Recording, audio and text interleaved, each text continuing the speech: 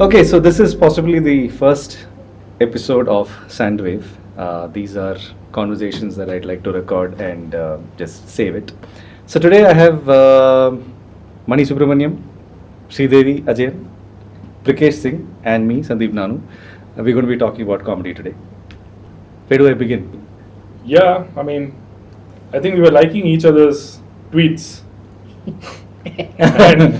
and one of the something that I do a lot of shit posting on Twitter. At least I used to. I've stopped doing that now for other reasons that I don't want to talk about.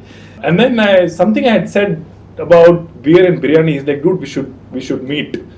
And then we just met at Adda, and beer and biryani and adda slightly. There was no beer, no biryani. There was only chai, lemon tea, and he was asking me, so tell me about your comedy journey, which started in Delhi. I was living in Delhi for about 3 years, and I ended up taking a bunch of my colleagues to an open mic, believing that open mics are like a lot of our first time Malhar audience believe that paisa deke comedy dekhna hai to hasao. So I thought it'll be what we watch on YouTube. Everybody bombed except the host. I was embarrassed. And then on my way back home, I'm like, oh, so this is how it works. If this is what you have to do at an open mic, I can do better. So then I found how to sign up for open mics. I did about 120, 30 odd open mics. Left Delhi in the second wave, came here. I had no plans to start comedy again because I can't. It's my side hustle. I can't travel to like 1.5 hours for a 4-minute spot. And then thankfully Nanu reached out. He's like, hey, I've been thinking of starting this Malhar Laugh Club. Yes, it means I get to do a few minutes, even if it means once or twice a month. That's how it started.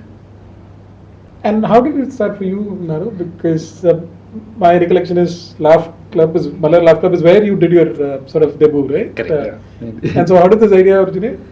So I've always wanted to do comedy. I've liked comedy, followed comedy for a very, very long time. But didn't really, like Brikesh, I didn't really go try out open mics. One opportunity that I had, I think it was one of those, I can't recollect the venue, but it was in Indiranagar 12th Main, where when I went for the registration queue was like ridiculously long. It was on the second floor and the entire queue had gone to the Hummingbird. Humming tree. Humming tree. Sorry. Humming tree. So the whole, like waiting in queue, I was like, no, this is not going to work. And then that's it. That I sort of gave up after that. And then I would usually, Facebook days, I would write these one-liners, predominantly news headlines.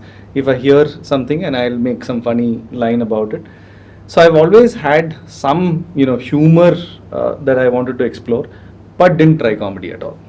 And when I started, associating with Kuta a couple of years prior to starting Malhar Laugh Club, I realized that we've not really had comedy here at Kuta. And then I said, okay, maybe this is something that we can try. And that's when I guess our whole Twitter meeting happened. And then we met and we said, let's just try it. What's the harm in trying? So that was the start. But one other thing that I felt is also that, when you look at, like how you said, how horrible some of these open mics things are.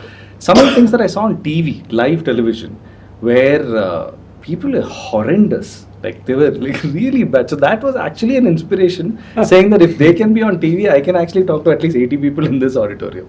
So that was the start, and that was August 2022 when we started the Laugh Club. So yeah, it just started like that, and then one thing led to another, and here we are talking about comedy.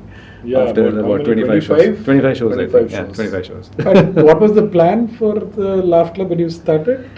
Was it just to be an open mic venue, or because it's evolved now? Was that the original thought, or is it? I don't think we discussed open mic to begin with. We decided that we will actually start with inviting established comics to come here and perform, and we get to do these introduction for these guys, right? So we were like, okay, you do the hosting, I will do the intro, and then I do the hosting, you do the intro, and things like that. And then I think because we saw success in the first show itself with Shanky, we were like, yeah, maybe there is appetite for comedy in Malhar. And then we started talking. Then we were like, okay, maybe we should explore open mic. But we were like completely clueless because none of us have hosted any of these things before. So I tried once. I failed. I bombed. I hosted once. For a comic, is it? I was hosting an open mic in Gurgaon. Okay. And I am terrified of dealing with hecklers. I cracked a joke, something about Gurgaon not being safe. Some guy heckled me. That guy was a cop. Oh, I didn't know what to say. So I somehow managed to, I was trying to think what a comeback could be. I'm like, okay, let's invite the next comic on stage. I don't think we were ever worried about convincing comics. Okay. If there is an audience, they will come. Okay. And Bangalore has now there are a few more venues, but when we started out, there was only a few venues where shows were happening. And the moment we told him that, hey, it's a state of compared to any other venue, this is as good, if not better. And we said, you'll get an audience of about 70, 80, it's an 80-seater. He said, yeah, I normally perform to a room of 30 people. 80 is amazing. When we put the show up, it was sold out, I think in 2-3 days. Yeah, it got sold out pretty early. And so that was your debut, right? Debut. How did it go? Was it not bad actually? I in fact very bravely put that up on YouTube also. So it was not bad.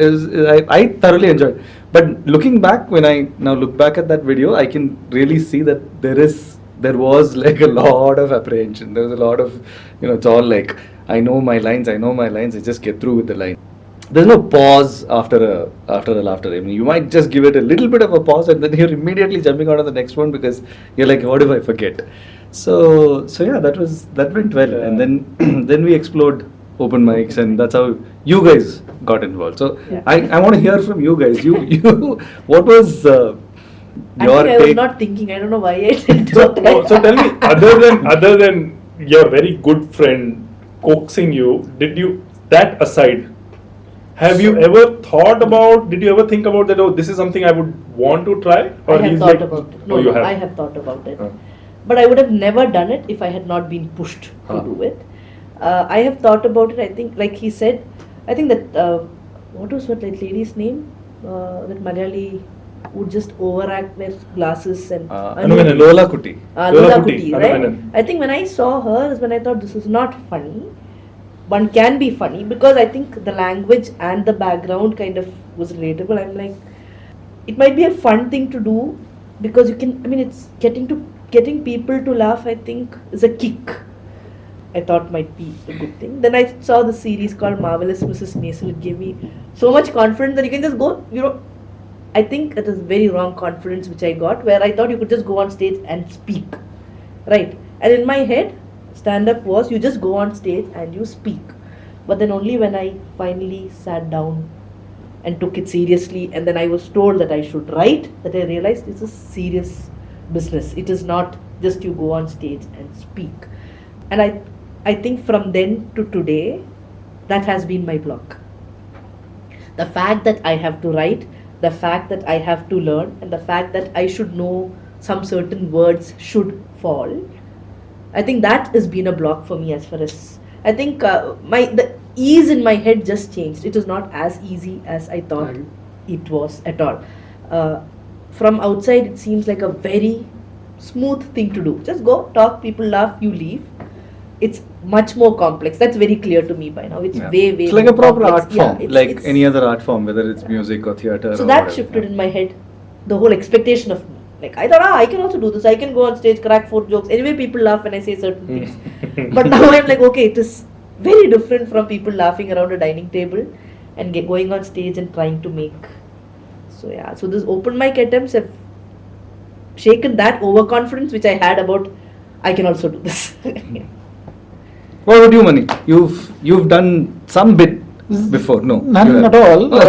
So what used to happen was while I was at work, and this was before my Microsoft stint at Big Basket. At lunchtime, I would sit with the crowd, and I'd lived in the Middle East, so I would talk about my life experiences in the Middle East, and I'd crack jokes and so on, and people would laugh. Even at home, some wisecracks and one-liners, and my wife would laugh and all. And I keep saying this, that she thought, why should she be the only one suffering, right? Everyone should suffer, and that was probably was going on. But what happened was, once I had co-authored a book on Big Basket with the head of HR.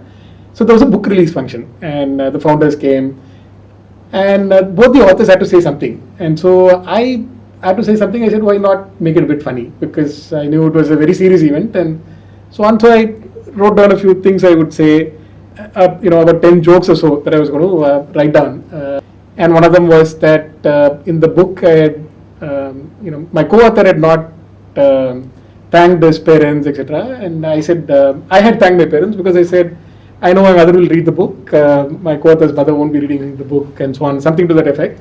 Somebody wrote on LinkedIn saying, oh, this was so funny, this guy has a career as a comic, etc. I think that went to the head. So what if you said it was very funny and you should go do some comedy and all of that? Especially if it comes on LinkedIn. I know. My God, they're the wrong place to pick inspiration from, isn't it? When everyone's influencer and inspirer and all of that. So that, I think, got to the head. And then I saw this open mic, I think. I thought I'll just try. And, but what, I'm learning, like Sreedevi was pointing out, is that there's a world of a difference between being funny in your head and being funny in front of an audience, right? World of a difference. And what keeps coming back is the most recent experience when I opened for 2 shows ago. We had this comic, right? And I opened for that person. Yeah. My God, a funeral home will have more laughs, right? I was giving a speech worse than the eulogy. I learned then that, my God, there's world of a difference between this. But that was the start, and so thankful to the two of you for starting this and having, Sreedevi along, because nice to see bunch of us trying this for the first time. I keep looking at you, Brikesh, and I can see the, the 120 open mic experience coming through, right, in terms of structuring and so on. And I see the very natural Sreedevi. I mean, with a vague structure, but coming in and just being authentic and funny. And then your ability to pick different pieces and string them together, right? But yeah, it's been wonderful to be part of this and in some way realize this dream, of just standing in front of an audience and trying to crack jokes and so on. So yeah, that's been the story. All of us had these one-liners / wisecracks at social gatherings, which sort of made us believe that we can be comics. I think that was for me. It was in school. I had memorized Raju Srivastava's audio cassette. Okay, yeah. Hasi ke Hangame. I don't know if you remember. Yeah, He with an audio cassette. Yeah. He had done an entire bit on Sholay, which he performed at the India Laughter Challenge as well. Yeah. And I was in 7th grade, I think. This was 92, 93. I had memorized the entire cassette. And every time there was a school assembly and either a chief guest was delayed or something, nice. I used to go and tell those jokes. And that made me very popular in school. Very nice. And then I left it, like after 9th grade. When I left school, it just disappeared. Somewhere there were cobwebs, and then it got triggered again when I was in Delhi. Yeah. So we're entering our 3rd year, no? 22 August. Yeah, 24 actually. And Yeah, 3rd year. 3rd year. We've all had some bit of transition from when we started to now. So how's it been for you guys? I mean, I know we spoke about the first instance of wanting to try out this as an art form, but over the last 3 years, I don't know how many open mic / hosting that you have done. What has been the transition like? Has it been, I understand that Sreedevi mentioned that, this whole overconfidence of I can just go and tell few jokes and then make people laugh, to actually writing and then going and performing. Has there been a transition? Has there been a difference in when you started the first time to now? For me, at least, it's been so many learnings from all of this experience. Number one, clearly, is that there's a lot of work for me to do. That's helpful. To have that realization. Number two is thanks to the two of you, Brikesh and you, Nanu, I've become more aware of the Indian comic scene. Because for me, comedy used to be Seinfeld, Larry David, and the Monty Pythons and so on, right? I wasn't and I didn't know of the fact that there was this thriving, comic scene or an evolving scene, at least in Bangalore, right? So that's been a very good learning, and to see some of these comics here, that's been wonderful. The other big learning has been increasingly that I can write, but can I deliver that well, right? That's been a very helpful learning. But for me, the thing that clicked was in the first open mic. I remember doing a bunch of jokes about the South Indian upbringing that I had and all of that, and I think it went okay. And I know you. No, it went really well. And my wife was not embarrassed when she walked out of the show. I said, okay, then maybe worth it. And so that was helpful. And again, amazing that if that open mic had not happened, I would have just gone on with the regular life. So it's been a nice. I also remember one other angle to this is my general introduction in professional settings, etc. would be I'm so and so working for this company, blah blah blah, and I do quizzes, I read books, and one guy said, "What this? Randomly if I pick any South Indian, this is what their hobby would be, right? So what's special, right? At least now, I'm not pretending. I'm a comic, right? I do open mics and so on, and that has given me at least an interesting introduction in some of these places. So. Yeah, many interesting takeaways so far. Yeah. You've had a transition, dude. As you've done like those 100 odd open mics there, to what the bits here, as in what we've done so far. It has only made me realize the importance of hustle and stage time. Like I always, for example, when I call myself a comic, I sometimes think that should I even be calling myself a comic? Because my contemporaries who I started out with, and I always remember this conversation with outside in Delhi, the SDM Market, me, Ashish Solanki, Anubhav Singh Bassi, he started around the same time. Okay. So we were waiting outside, and then we were talking, and he was asking, what do you do? And we were talking about how many mics are people doing in a day. Okay. In a day? In a day. I used to do in a good month 4 open mics in a good month because I was enjoying my job. Yeah. And then there was someone said that I got a call. He was here and then he got a call from venue in Gurgaon. So 6:30 or 7 o'clock was the open mic here, and then there was a call where they said there's another one spot at 9:30 or 10. So you have to get from SDA to Gurgaon. I was like, यार मेरे पास इतना time नहीं है, मैं नहीं जाऊंगा. But he said, मैं तो चला जाता. And that has stayed with me because he was doing 3, 4, sometimes even 5 open mics in a day. Like you will call the guy and say that, can you please put me up the order क्योंकि मेरे को दूसरे mic पे जाना है. And I was like, मेरे को नहीं करना है. I really love the art form and the whole idea of this craft that you write original stuff and you go and deliver. But if I get to deliver once in 2 months, that's fine. And that will always stay with me. So I am extremely thankful to the venue because if it wasn't for Courtyard Kuta, I don't think I would have managed to do that 30 minutes. And that was my highlight in Underground that you and I did. Yeah. If it wasn't for this venue, I think, I'm a very complacent, lazy guy. I'm like, it's okay if I do it, it's okay if I don't. So I think a lot of credit to him as well because this guy is relentless. He's like, we have to do it. And that's helpful. It helped me Absolutely. as well. Yeah. No, so that's a great point because you need someone, right? That just pulls you along and... It's him, I think, here. I slack sometimes. What about you? For me, I think I like the open mic format than a single comic coming. If I have to pick, I'm not going to look at how good our open mics have been here. But as a format, I really like open mics as against a single comic. I feel there is a lot of variety. You keep changing topics. I think it's way more fun. If in like 10, 6 of them do decent, I think it's a good open mic to have. I think there is a bit of disappointment in me that hasn't been able to happen in this space, considering it is so easily available. And why are we not able to do that? I think that is something I really wish we can, in some form, do.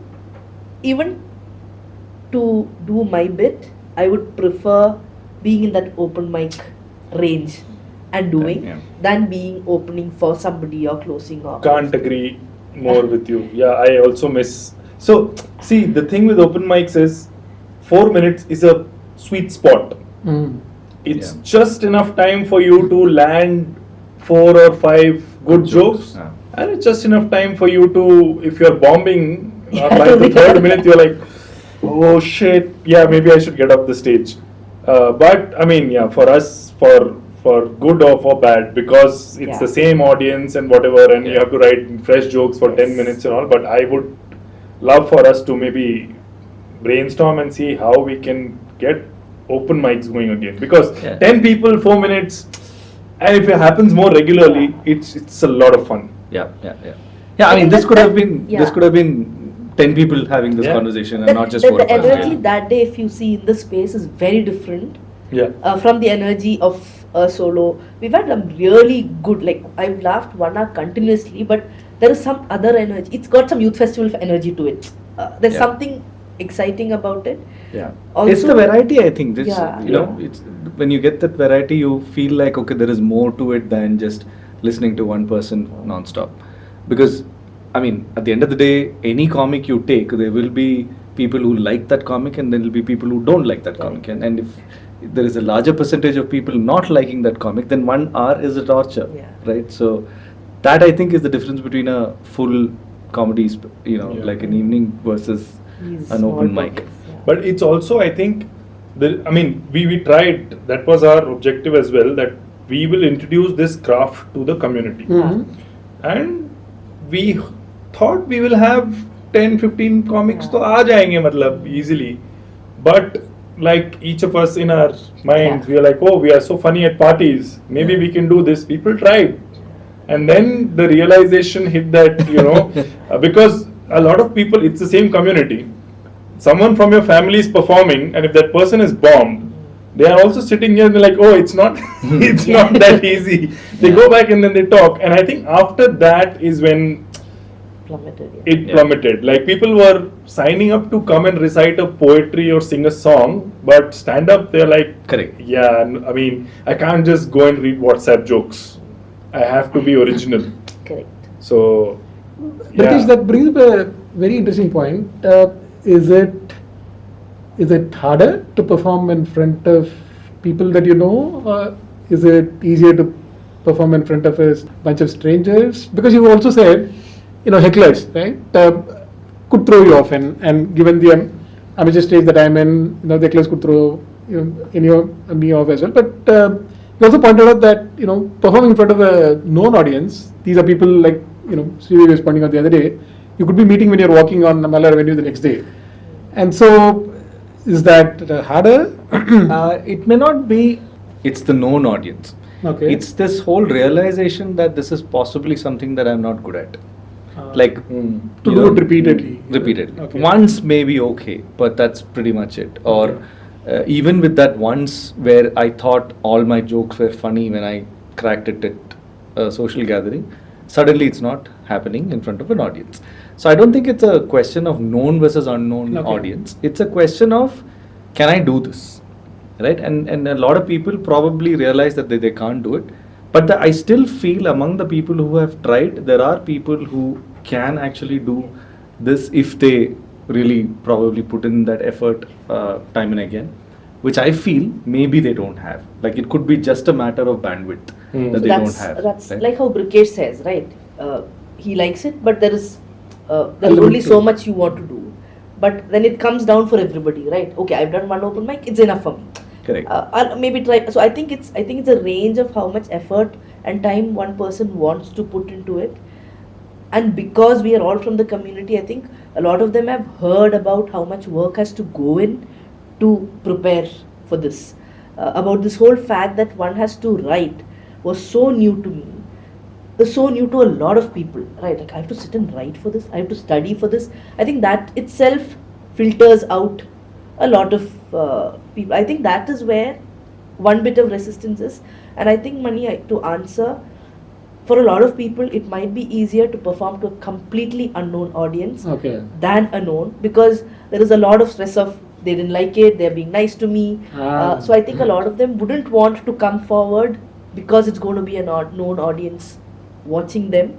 That could be a reason, is what I have felt many times, because you think you're funny and you don't want to be like really, like you said, that funeral house would have had, you survived and came out of it as something, but not everybody comes out and says, okay, I'll try this again. They'll be like, it was so bad, I don't want to, I made a fool of myself, I will just go back to my normal self. I think it's a very personality, and our community is not very kind to be like, it's a very tough audience. It's a very tough audience. It's a very tough audience. It's a really tough audience. Also, I think there's an age group we are dealing with is very different as against you go to the city. There are a lot more youngsters sitting in the crowd. Either it's a place where you've had some drinks and come, and then you're slightly more relaxed. Here, it's everybody's here.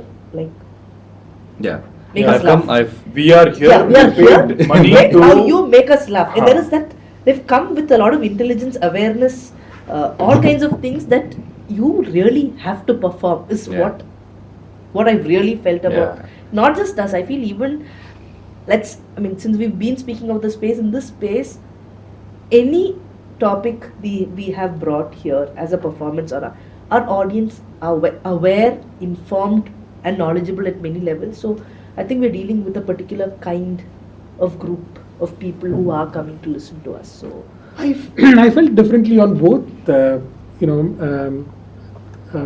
thoughts that came up. One is, enjoying open mics more than enjoying, hosting. So at least for me, what is the growth, right? Moving from doing a 4-minute set to a 6-minute to a 15-minute seems like there's progression, right? And if the quality of the laughs continue to remain the same, then it's still working, right? Otherwise, how do I know I'm getting better? Therefore I like open mics. It's nice. It's like Brikesh said, it's a Maggie, quick and doesn't take a lot of effort, etc. Whereas preparing a whole meal is a very different experience, right? So I like the open mics, but I still like the fact that we're doing this. And again, credit to Nanu and Brikesh to keep amping this up, right?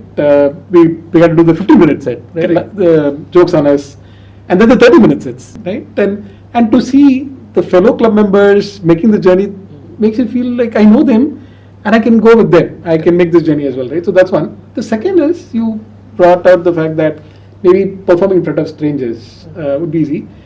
I keep telling folks outside, they keep asking me, are you performing outside, etc. I said, no, I love this crowd. This is the arthritis crowd. This is the rheumatism crowd, and my jokes work with that audience. And somehow the feeling is, I know this audience, they'll be kind to me, right?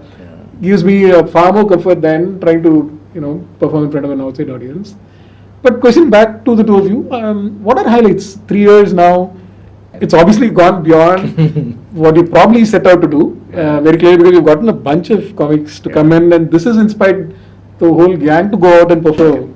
That's been nice, but what are other highlights? See, before highlights, just wanted to address your point on performing in front of strangers. We are spoiled here. You're right. So what we are calling a 15-minute set is not even a set. Take that to a venue outside and we'll get a reality check immediately. Because the most important part about this craft is entirely missing, unfortunately, for 4 of us. Correct.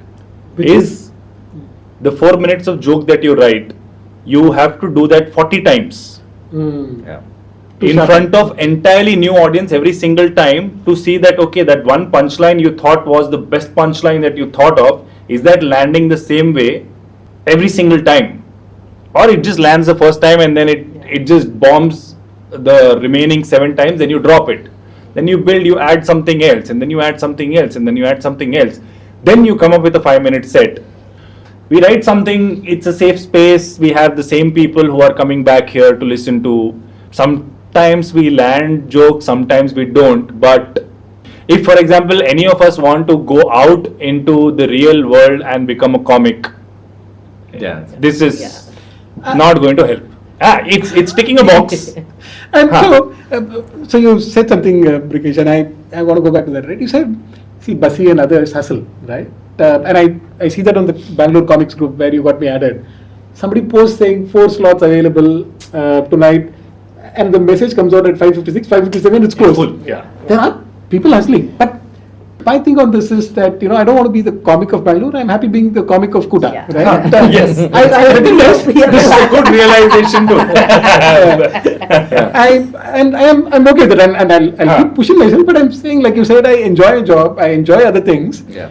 I don't want to look back and say I never did this, right? No, And it's the same for me. Like, Yeah. but the only thing I want to add there is, at some point in my life, because I know that if I give it a dedicated 6 months or 1 year, I want to see how much it owns is- my craft, okay. and I will do that. Okay. Correct. I will do that. I Yeah. will go to Bombay, or I will go to Delhi, rent a place, or crash at some friend's place, and all I will do is just hit the circuit and then see where that lands me.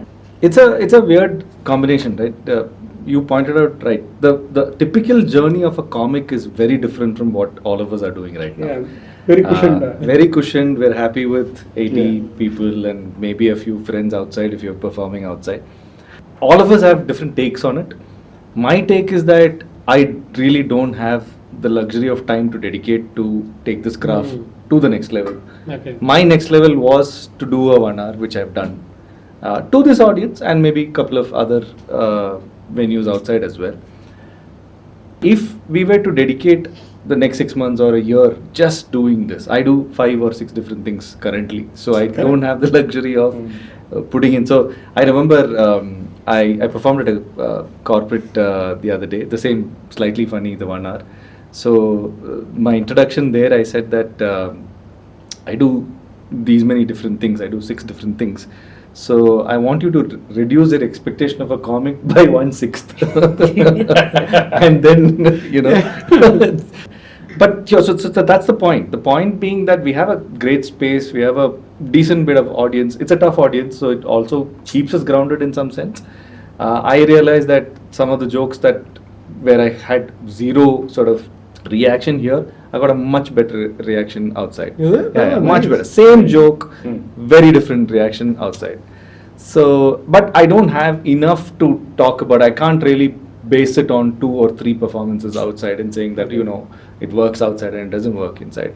For that, you have to do what he's saying, which is 3-4 open mics if it's not even if it's not a day, 3-4 open mics a week. So yeah, I think it's that. And also, I think what that does is there is an evolution of a joke as well that happens, because if you're doing it 3-4 times, like your punchline lands 3 times and you're like, it's landing so well, why don't I add 3 more tags? Correct. So suddenly a 30-second thing becomes a minute, and you end with a really strong punchline which has already worked so many times. So for us, I mean, my highlight in the last 3 years has been because of the 25 mics and whatever stage time Nanu got, I managed to build. I already had around 15 odd minutes, which I had 15 to 18 minutes, which I had built in Delhi. This allowed me an opportunity to take that to 30. Okay. Yeah. What has been the highlight for you looking back? So I would not have done this ever if it hadn't been for Sandeep pushing me to do it, and yes, having this space. I would not have attempted this at all. I mean, I don't see myself going out to a space. I didn't know things like, I think a bit of background of me is I've not followed stand-up comedy at all. Okay. I've not watched. The comics I know is because now you guys discuss, you share links, he insists I watch certain things. That day what you showed was something completely new to me. I come from a house where my brother consumes a lot of comedy and has a great sense of humor. Okay. So I was never the funny one in the house ever, considering my brother was. So, and when he would watch, I'm like, one man is going on talking, and how long will you watch up? I mean, I've looked down at every stand-up show that.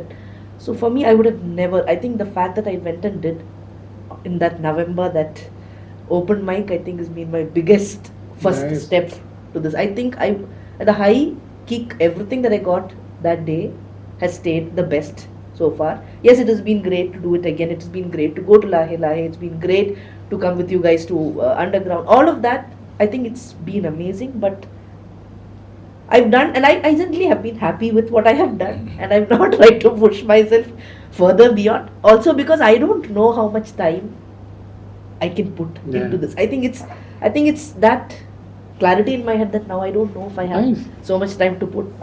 But I've had fun doing this. I think that fun bit has stayed. I would not have met you, Mani, ever otherwise. Even getting to know Brikesh closely because of comedy. I think the fact that we've come together as a weird group of people otherwise who wouldn't have had chance to connect at all. Yeah. And somewhere I feel comics have some similar wavelength if you look. It's just that we haven't found enough people here to form that community. I think for me, the hope and wish is that grows for us. Yeah. Like, see, we are in this closed space. We are in a safe space. We are not competing outside with comics to be whatever we are. But since we are here, I think that growth, I think I would really like to have, to build a slightly larger community of people. Like how we come together and discuss and share jokes, and like even like if you wanted to do, we would come and read out to each other, and then there is a feedback. I think for me that whole community building is the excitement in this than self-building. I think, yeah, so for me I think my takeaways have been that whole bit of people coming together and that. What about you? The highlight for me again goes back to what I mentioned, to see some of the Indian comics perform here. It's been fabulous. Some of them stand out for how good they are, and so it allows me from proximity to see and realize, wow, there is like you said, an art form to this, and something to aspire for, something to learn from, right? Otherwise I would not ever go pay money and watch Indian comics perform. I remember while living in the US watching Seinfeld, because that had happened after many years and it looked like it was worth paying and going and watching. This one, amazing to see all of these come and perform and get exposed to that form, right, which is very nice, polished, very good humor. So that's been one highlight.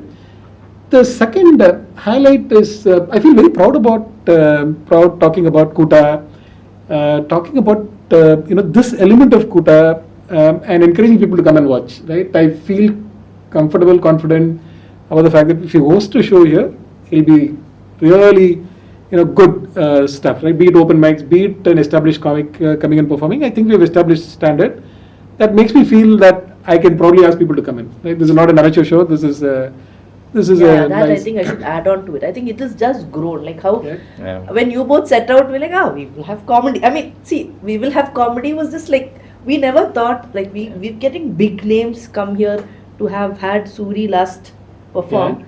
We've grown. It clearly is that is commendable to see. I think that you both have pulled off. It's absolutely really, it's just.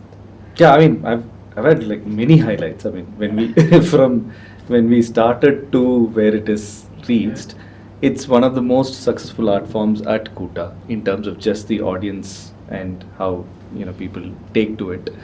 The fact that you guys came on board, and I hope that we have more people coming on board as well. And the likes of course, Puneet Pania, Nishan Suri, Daniel Fernandez performing here. These are people that I have followed. Like Daniel Fernandez, I've been following it for years. I mean, 10 years at least I've been following him. And to just get him to come here and open for him was a big deal. For me, that way, Sonu Venugopal, I think. Absolutely. I mean, I think I've only been watching her on Instagram, but then I'm like, it's almost like, a celebrity is coming. Yeah, it's somebody whom you know from some other world is right now here in your space. I think it was really nice. And it's also exciting to see that the things you get done is received so well. Yeah. Right? It's, yeah, that's a very important point, right? That you're able to read this audience and are able to line up people 9 out of 10 times, which is amazing. Yeah. But other highlights? Other highlights, I think the jokes on us was a big highlight for me. And we should definitely do one more of that. And let's try and do that sometime in July. Sand and Brick, I was most thrilled. She knows how I came up with that idea. I was sick. we were in Binsar. We had gone for a trek and I had 102 temperature and we had to cancel our trek. So I was just lying thinking, why did we do this? You know, like just order. And then just random. I have no idea how this happened. Random. They just put both our names together and like Sand and Brick. That would be a good name for a comedy show. Then I messaged her. I said, dude, we should do half an hour each.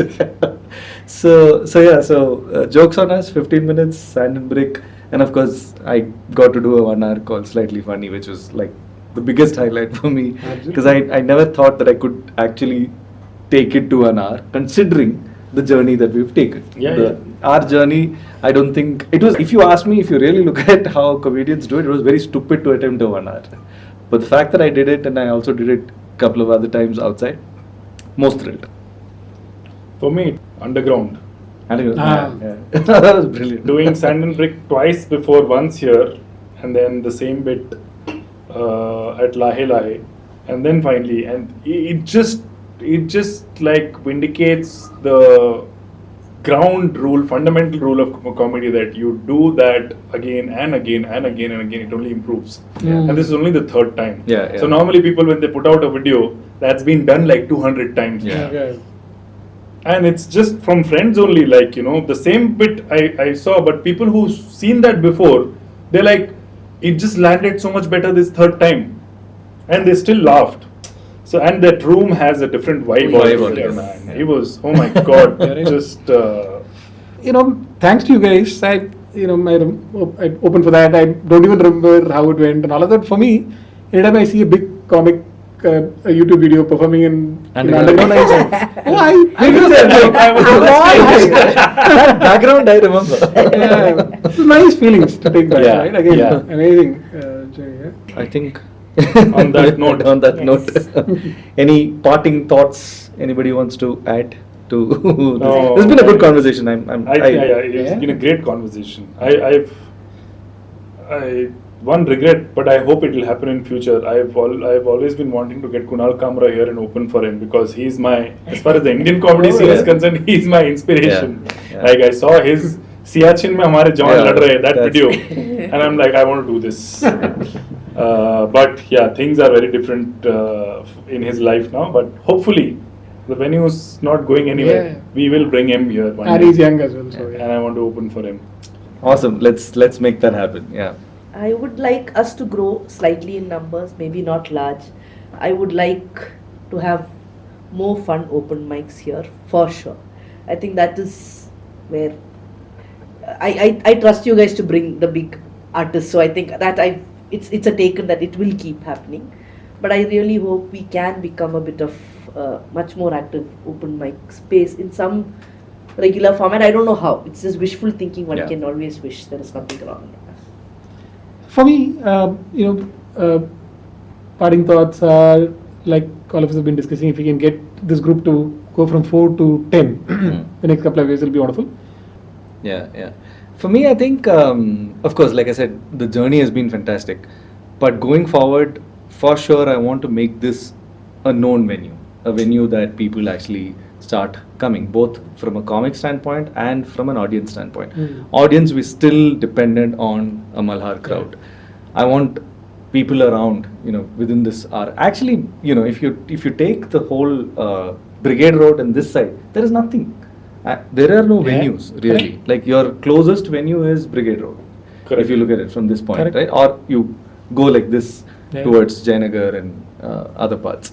So I want this to be a venue that is known for good comedy, and people need to come here for as performers as well as audience, and definitely grow as a group to get some good comedy out, and and I have no regrets really, because I've been, from the time we started to here, I'm really thrilled that we managed to do 25 shows in these many and managed to get some really, really good comics.